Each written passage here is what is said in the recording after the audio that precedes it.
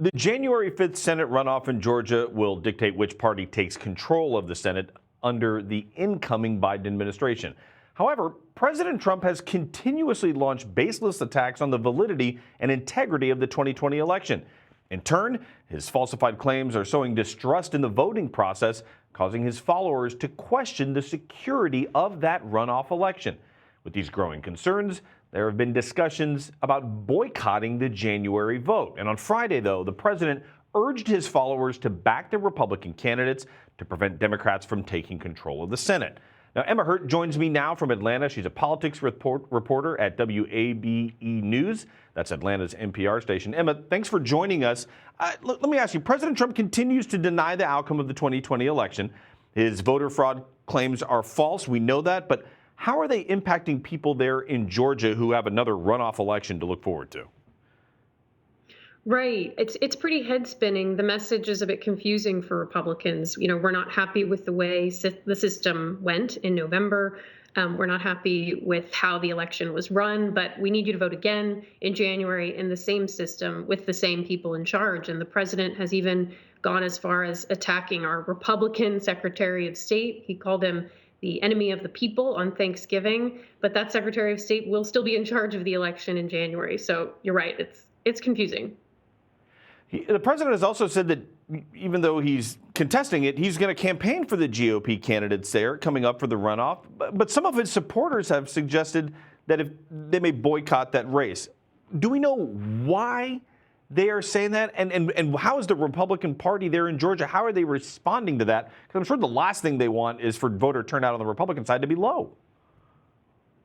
It's really been a tough needle for them to thread. You've seen the governor try to do that, saying that there were problems with the November election. We've heard that from the two senators who are defending their seats, the Republicans who have called for the Secretary of State to resign, but then pivoting and saying, we need you to turn out in January. We still need to focus on January. And the president, as you said, is coming to Georgia. He addressed some of that, the questioning of the integrity and saying, no, we really need to focus on reelecting Kelly and David. And so I'm going to come to Georgia. And his son, Donald Trump Jr., has also said that that's, quote, nonsense and that we need to still turn out in January. But again, it's confusing if you're a Republican voter, what message really resonates right now. Emma, there's two Senate seats up, but from an optical standpoint, both parties seem to be campaigning together as if it's one ticket. How significant is that? And are they expecting people to just vote on straight party lines, or could people actually split a ticket? They have turned into really two mega campaigns at this point, particularly on the Republican side. We're seeing mostly just joint statements and joint events. The Democrats are doing a bit of both. But I mean, it's a consolidation of resources, right? There's so much attention and so much national money pouring into the state. I mean, estimates of $1 billion have been put forth. And so perhaps it's a bit of a practical matter of trying to keep your arms around all of that money. But I've heard anecdotal thoughts. Maybe somebody would vote Perdue, Warnock, but with this amount of money pouring in and the campaigns coordinating, I don't know how realistic that would be.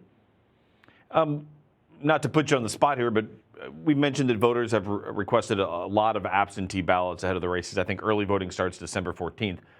Look into the crystal ball if you can. What type of turnout should we expect on the actual date, January 5th? Are we expecting a huge number?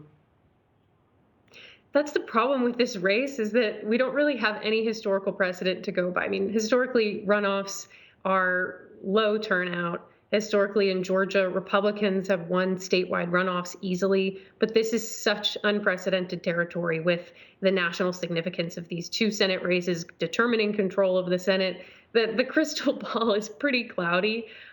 We do know that nearly 900,000 people have requested absentee ballots, which is a lot.